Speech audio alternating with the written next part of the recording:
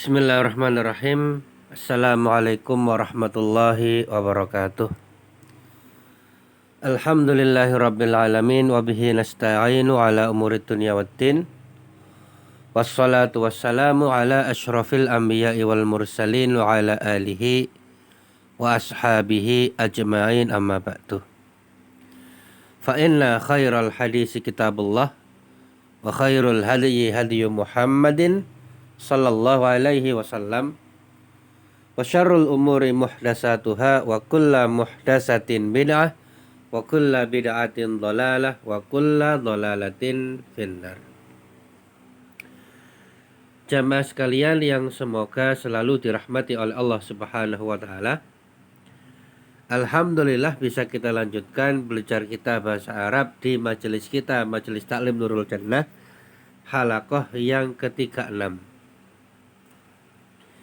Dan pada halaqah kali ini kita juga melanjutkan kitab Durusul Lughah Al-Arabiyyah yang merupakan karya Imam Zarkashi dan Imam Syubbani rahimahumallahu ta'ala.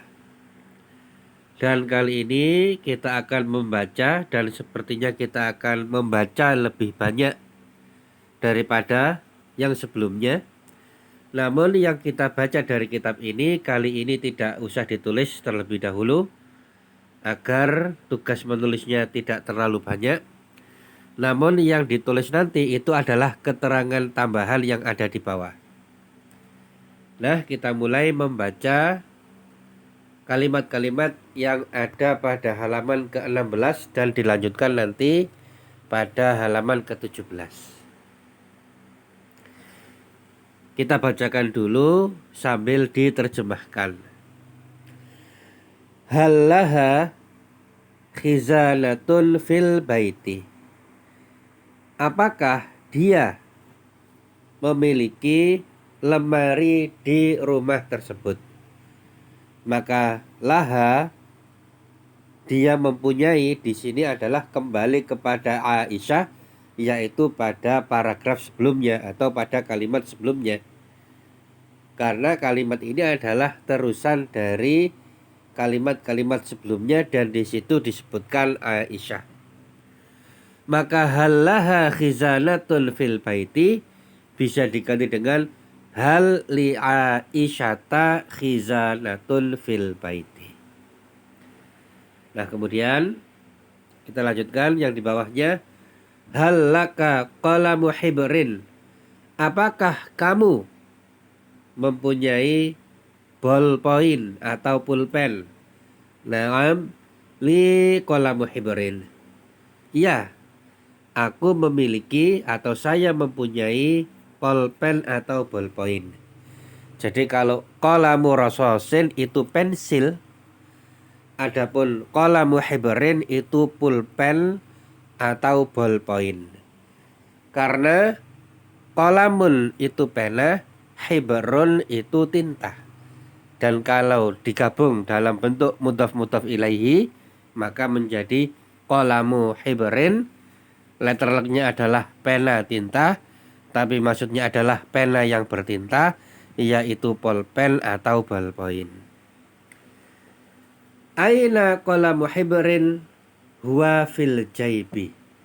Di manakah pulpen atau ballpoint?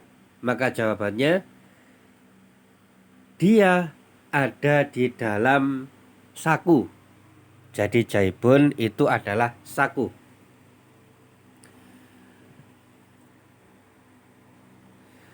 Dan kata huwa di sini itu kembali kepada qalamu hibrin. Man zalikal waladu huwa Ahmadu. Siapakah anak tersebut? Afal. Siapakah anak itu? Zalika artinya itu. Huwa Ahmadu, dia adalah Ahmad. Jadi Ahmad di sini adalah nama orang.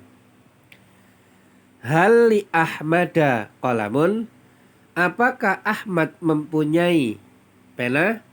Naam lahu qalamun alal maktabi. Ya, dia mempunyai pena di atas meja. Ahazihil min qalatu laka. Apakah busur ini milikmu? Min kolah itu busur, tapi maksudnya penggaris yang berbentuk busur setengah lingkaran itu ya, bukan busur panah. La tilkal min kolatu li Ahmada. Tidak, tetapi busur itu adalah milik Ahmad. Apakah busur ini milikmu? Tidak, busur itu milik Ahmad. Aina firjaruka huwa fil hujrati. Di manakah jangkamu? Jangka milikmu. Jangka kemarin telah dijelaskan alat untuk membuat lingkaran itu. Jawabannya huwa fil hujrati. Dia atau alat jangka itu ada di kamar tidur atau di ruangan tidur. Nah, kemudian kita lanjutkan halaman ke-17. Masih kita baca dulu. Man fil hujrati, siapakah yang berada di dalam kamar tidur? Fil hujrati Khadijatu. Di dalam kamar tidur ada Khadijah. Maza li Khadijata, apa yang dimiliki oleh Khadijah? Maka di sini diberi dua pilihan jawaban. Bisa dijawab dengan li Khadijata dan seterusnya, atau laha dan seterusnya. Karena kalau disebutkan laha tetap kembali kepada Khadijah. Domirnya kembali kepada Khadijah. Adapun jawaban yang pertama, li Khadijata haqibatun wa kurrasatun. Milik Khadijah atau yang dipunyai oleh Khadijah adalah tas dan buku tulis. Kata li Khadijata, milik Khadijah, itu bisa diganti dengan miliknya. Karena Khadijah adalah perempuan, maka kata gantinya juga kata ganti perempuan, yaitu laha haqibatun wa kurrasatun. Miliknya adalah tas atau bisa juga koper dan buku tulis. Man anti? Ana Maryamu. Siapakah engkau? Jawabannya, aku adalah Maryam. Maryam adalah nama orang, sebagaimana Khadijah juga nama orang. A anti tilmizatun?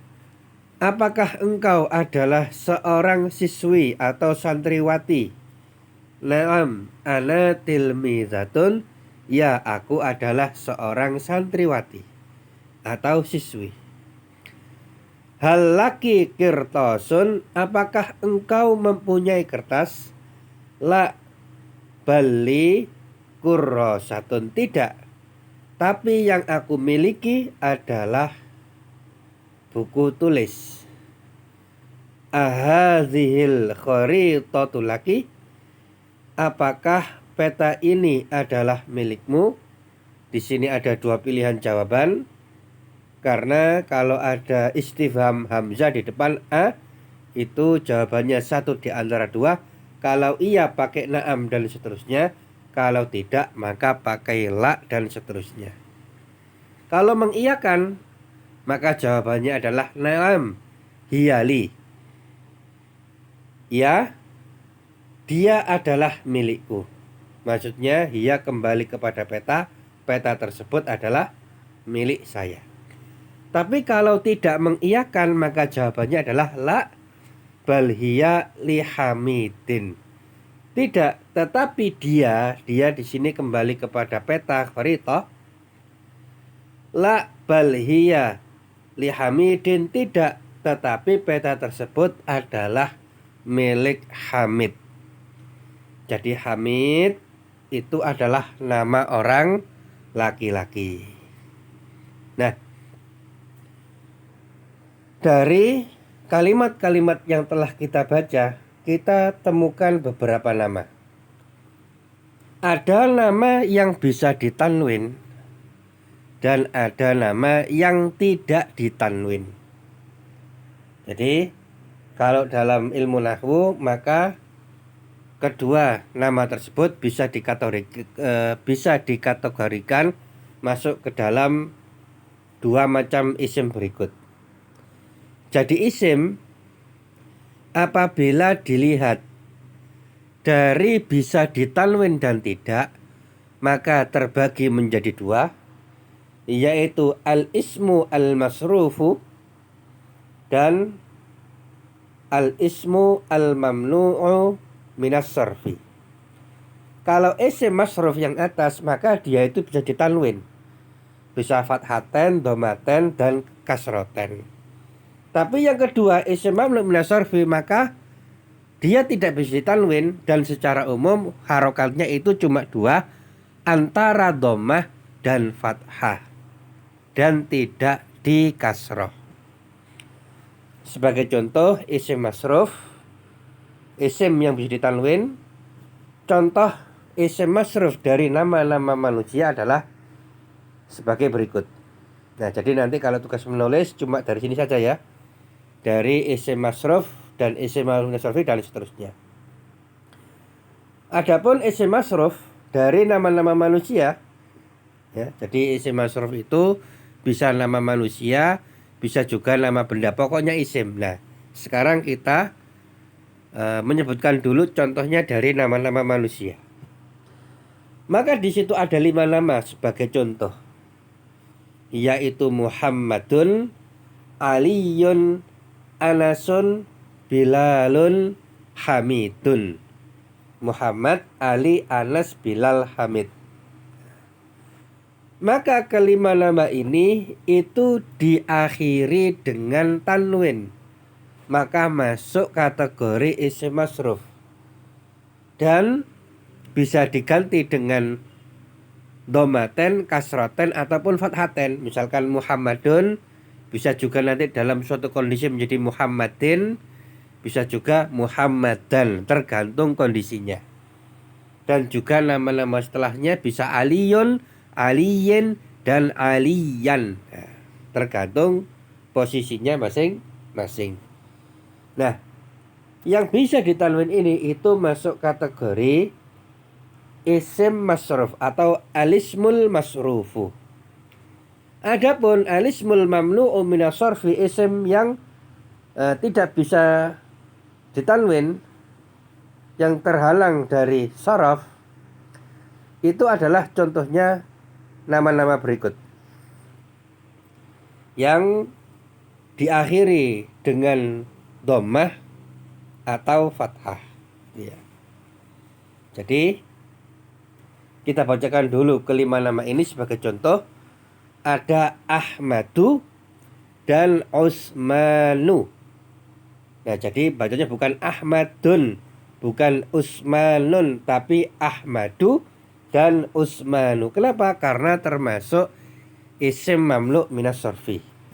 Ahmad dan Usman itu termasuk nama laki-laki. Begitu pula yang di atas di sini, yang 5 tadi itu adalah nama laki-laki. Nah, adapun yang bawah ini, 3 nama ini selanjutnya itu adalah nama wanita. Ada Maryamu, Khadijatu, dan Aisyatu. Maryam, Khadijah, Aisyah. Nah, kesamaan dari 5 nama ini itu berakhiran dengan dhammah, bukan dhammaten. Jadi nama-nama ini tidak bisa ditanwin. Ya, secara umum pilihannya cuma 2 pada isim mamnu' minas sarfi, yaitu berakhiran dhammah atau fathah. Jadi kemungkinannya Ahmadu atau Ahmada, Usmanu atau Usmana. Nah, kemudian apabila nama-nama tersebut diawali dengan huruf jar, dalam kondisi ini adalah lam yang berkasrah atau li yang menunjukkan kepemilikan, maka isim setelah huruf lam ini maka menjadi majrur, tapi tanda jarnya berbeda-beda tergantung isimnya. Adapun kalau nama yang bisa ditanwin maka dia tandanya akan menjadi kasroh atau kasrotan. Contoh Muhammad dan Anas. Muhammadun Anasun. Kalau diawali dengan huruf lam maka menjadi li Muhammadin atau li Anasin. Ya. Muhammadun menjadi li Muhammadin, Anasun menjadi li Anasin. Akan tetapi untuk nama yang tidak bisa ditanwin, misalkan pada Usman dan Ahmad, kalau di depannya diberi huruf lam, huruf jar lam li, maka menjadi li Usmana dan li Ahmada, sebagaimana pada kitab Durusul Lughah tadi yang telah kita baca. Maka bukan li Usmani, bukan li Ahmadi, tetapi li Usmana dan li Ahmada. Begitu pula dengan Khadijah dan Maryam, maka mohon maaf ini ada yang salah ketik, saya perbaiki dulu. Ya. Kalau Khadijah diberi li di depannya, maka menjadi li Khadijata. Adapun Maryam kalau diawali dengan huruf lam, huruf jar lam, maka menjadi li Maryama. Khadijatu menjadi li Khadijata. Maryamu menjadi li Maryama. Dan seterusnya.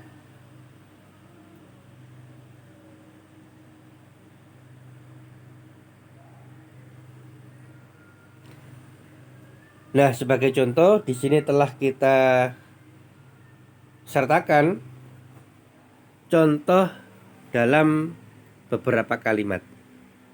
Yang pertama, amamal baiti Ahmadu. Kenapa Ahmadu? Karena tidak ada yang merubah. Adapun pada contoh yang kedua, zalikal baitu li Ahmada. Kenapa menjadi Ahmada? Karena didahului oleh huruf jar li. Amamal baiti Ahmadu, di depan rumah tersebut ada Ahmad. Zalikal baitu li Ahmada. Rumah tersebut atau rumah itu adalah milik Ahmad. Nah, kalau bahasa kita kan sama saja, Ahmad mau ditaruh depan, mau ditaruh belakang, mau didahului apapun itu tetap Ahmad. Tapi kalau dalam bahasa Arab itu ada perbedaan harokatnya. Contoh yang lain, Maryamu tilmizatun fil ma'hadi. Maryam adalah seorang santriwati di pondok. Li Maryama mushafun wa khimarun. Milik Maryam atau Maryam memiliki mushaf dan kerudung. Nah, maka kalau yang atas Maryamu, kalau yang di bawahnya menjadi li Maryama, karena didahului oleh huruf jar, yaitu huruf lam. Nah, kemudian contoh yang terakhir, hadzat dukkanu li Khadijata. Toko ini adalah milik Khadijah.